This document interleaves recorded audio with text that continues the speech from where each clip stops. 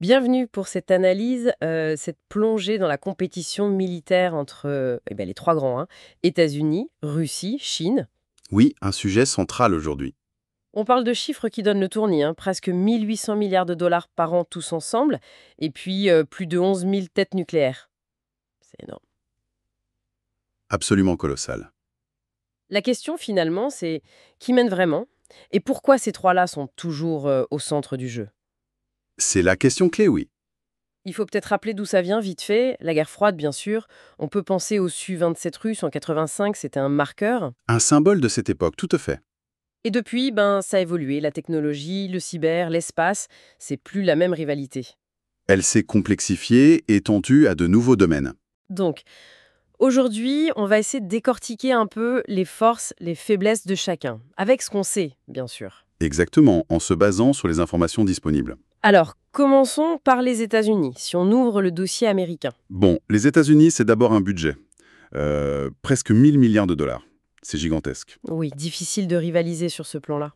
Et un arsenal nucléaire autour de 5577 têtes.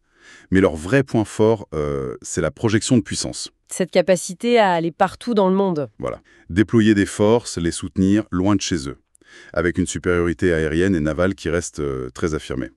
Plus tout le réseau d'infrastructures, les bases, les satellites. Ah oui, les satellites, on oublie souvent. Essentiels pour le renseignement, la communication, le guidage. Leur doctrine, elle mise beaucoup sur la flexibilité et les alliances, les coalitions.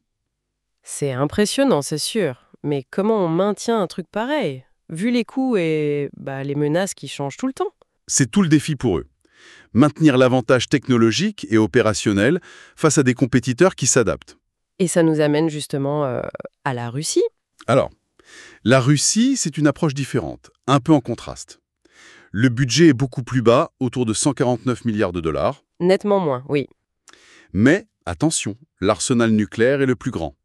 Plus de 5459 ogives. Donc une priorité claire sur le nucléaire. Oui, et sur certaines niches technologiques. On pense aux armes hypersoniques, par exemple. L'idée, c'est de pouvoir percer les défenses adverses. Ils modernisent aussi leur flotte classique. Mais il y a des difficultés, non? L'objectif d'avoir 1,5 million de soldats. C'est compliqué, surtout avec les pertes très lourdes en Ukraine. Certains chiffres parlent de 30 000 hommes par mois depuis début 2024. Ça met une pression énorme. Sur l'armée, sur l'industrie derrière. Exactement. La machine militaire est sous tension et il y a une dépendance industrielle sur certains composants. Donc on a cette doctrine qui mise beaucoup sur l'artillerie, les blindés, créer des zones A2AD, ces bulles de déni d'accès. Est-ce que ça tient encore la route avec cette pression? Est-ce que la puissance russe ne s'érode pas un peu? C'est une vraie question. La capacité à soutenir un effort militaire de haute intensité sur la durée est mise à l'épreuve. Et puis, il y a le troisième acteur. Et là, ça devient vraiment fascinant, la Chine. Ah oui, la Chine. La dynamique est spectaculaire. Le budget défense augmente de plus de 7% par an. On est entre 246 et 314 milliards de dollars selon les estimations. Ça rattrape vite. Très vite. Les effectifs totaux, si on compte tout, actifs, réservistes, milices, ça frôle les 5 millions. C'est énorme. L'arsenal nucléaire grandit aussi. On parle de peut-être 600 têtes vers 2025. Et la modernisation, elle est partout. Partout. C'est-à-dire? La force aérienne, plus de 2500 avions modernes. Les J-5, les nouveaux J-35 embarqués. La marine, devenue la deuxième mondiale. Presque 600 bâtiments. Ça change tout en Asie-Pacifique. Bien sûr. Ils développent aussi leurs propres missiles hypersoniques, les YJ-15, YJ-21. Beaucoup de drones.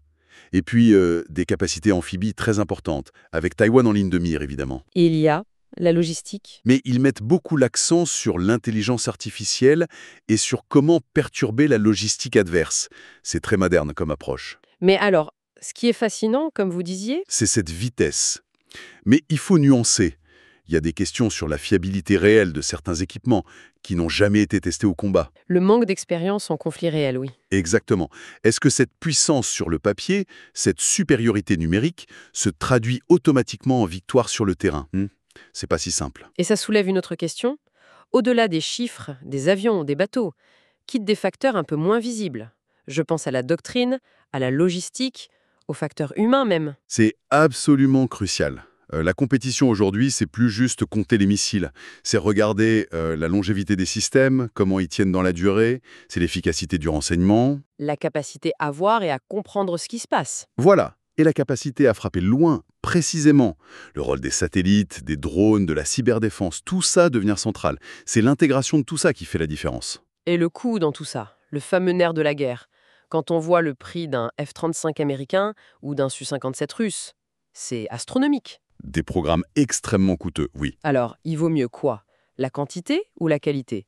Miser sur l'intervention rapide ou sur la dissuasion qui dure? C'est le dilemme stratégique permanent, si on essaye de voir un peu plus loin. Oui, L'avenir de cette compétition, il va sans doute dépendre de la capacité de chacun à réinventer sa doctrine face aux nouvelles menaces, à rendre sa logistique plus agile, plus résiliente, et surtout à gérer cette équation très compliquée entre l'endurance, l'innovation et les coûts. savoir tenir sur la durée, innover sans se ruiner. C'est un peu ça, oui. Alors, qu'est-ce que tout ça veut dire finalement? Que les choix que Washington, Moscou et Pékin font aujourd'hui, En termes d'argent, de technologie, de formation, exactement, ces choix sont en train de dessiner l'équilibre mondial pour les prochaines décennies, quoi.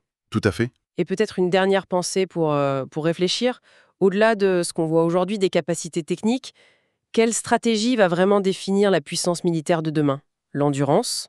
L'innovation qui change tout? Ou alors la force des alliances? Une excellente question pour ouvrir la réflexion. Voilà, la question reste ouverte.